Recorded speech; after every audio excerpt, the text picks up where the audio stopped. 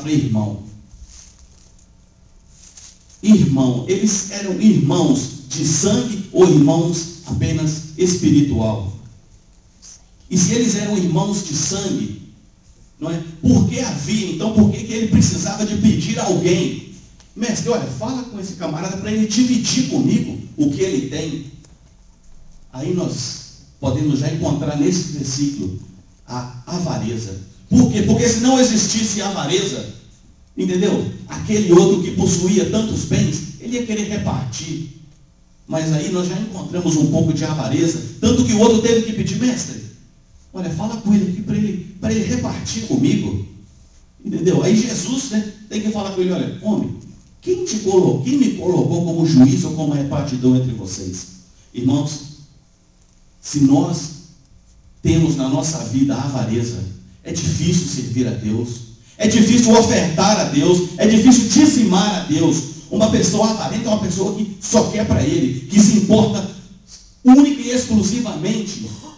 exclusivamente com o bem-estar dele. Ah, eu estou bem. Não importa que o irmão dele está sofrendo, não importa que esse aqui está com necessidade, não importa que aquele ali está precisando de uma ajuda para comprar uma medicina. Não importa que eu tenho em abundância. Se eu sou avarento, meu coração está duro para o que é espiritual, está duro para ajudar o próximo. Eu só quero saber de mim mesmo. E Jesus reprova pessoas assim. Jesus, o Senhor, o Rei dos Reis, ele reprova. Aqui, continuando lendo nesta palavra, nós vemos que Deus, lá no final desta passagem, ele reprova aquele homem. Fala assim, olha, você está juntando tanto, e para mim, o que você tem para mim? Você é um louco. Você pensa que você tem tudo, você pensa que já está tudo planejado, você traçou a sua meta, você planejou os seus planos, sonhou os seus sonhos. E os meus planos? E os meus sonhos para a tua vida? E aquilo que eu tenho preparado para você? Quando você vai alcançar? Quando você vai chegar até aonde eu quero que você chegue? Se nós tivermos no nosso coração a dureza, pensando somente na minha vida, na vida do que estão ao meu lado, da minha esposa e do meu filho, e esquecer o órfão, a viúva, o necessitado, que tipo de crente, que tipo de servo somos nós? Se nós olharmos no livro de Atos, no capítulo 4, no versículo 32, diz como vivia a igreja primitiva, como eles viviam em um só coração. Os discípulos, eles pregavam a palavra do Senhor com poder. Pessoas eram salvos, eram batizados. E nenhum daqueles membros, eles não consideravam ser dono de coisa alguma. Mas tudo ali era dividido mutuamente. Toda a igreja tinha. Não havia no meio deles necessitados. Por quê? Porque o coração deles estava aberto a oferecer, a dar, a ajudar.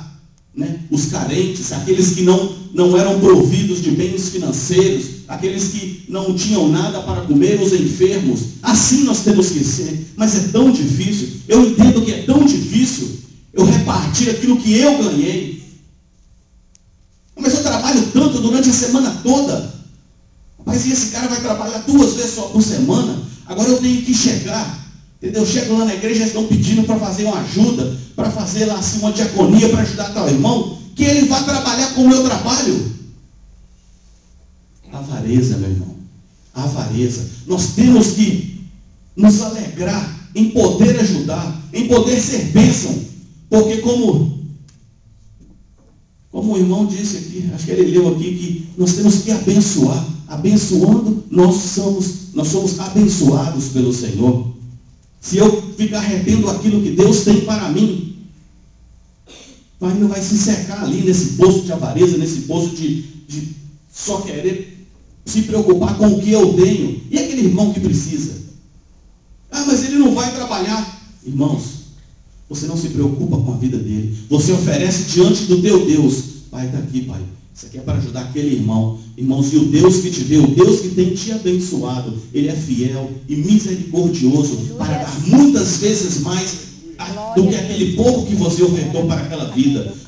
Nós temos que crer somente que Deus pode fazer. Irmãos, o paycheck que nós recebemos na sexta-feira Em nome de Jesus, não vai ser o último, porque o Deus que você serve, na próxima sexta, vai fazer chegar outro, na próxima vai fazer chegar outro. O teu Deus é fiel. Se nós formos fiel para com Deus, como Ele é fiel para conosco, não há nada que nos pode deter. Não há inimigo, não há barreiras, não há espinhos, não há dor, não há escravidão que possa nos deter, porque o nosso Senhor, Ele andou sobre o mar. Você crê nisso? Amém.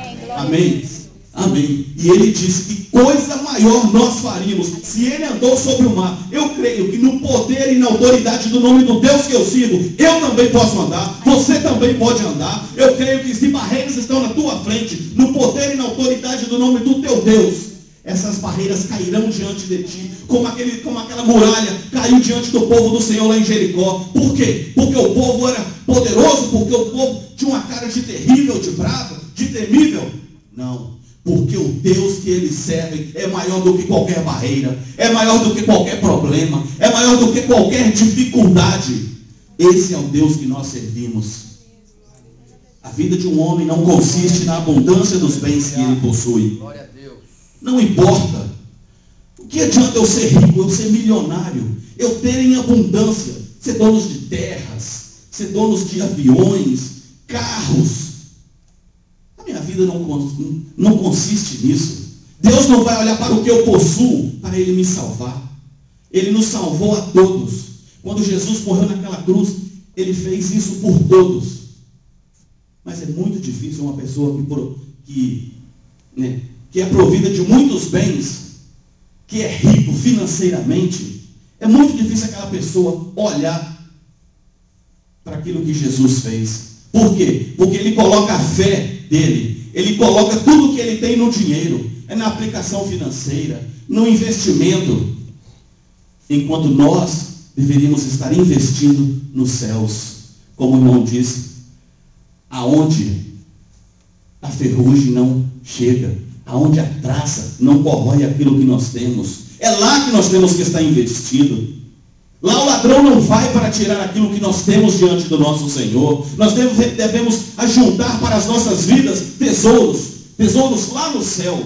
Porque o nosso Deus, Ele cuida de cada pedacinho do nosso tesouro. E Ele cuida com amor que fez com que Ele enviasse o Filho dele para morrer por nós, para que nós pudéssemos ser salvos, para que nós pudéssemos viver e viver abundantemente perante o Senhor. Aleluias.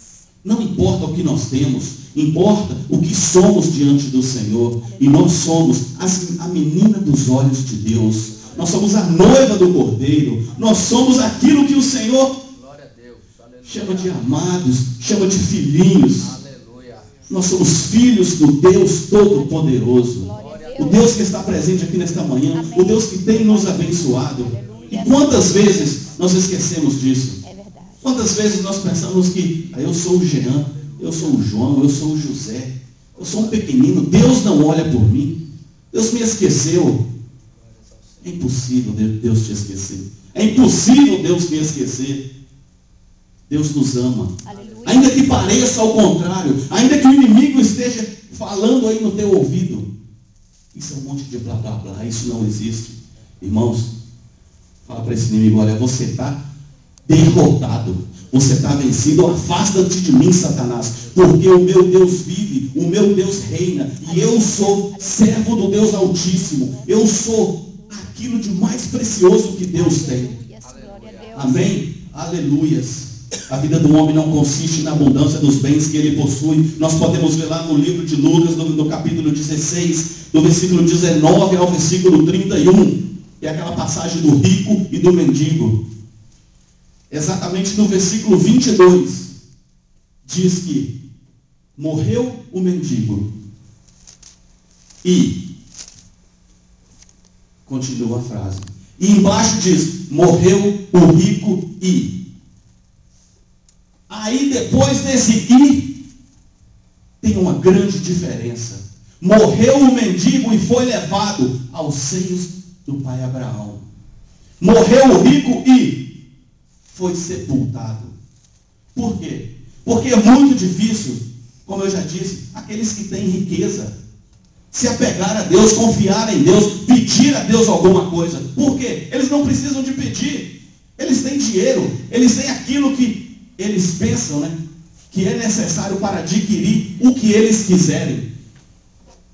Nós, pelo contrário, quando nós queremos uma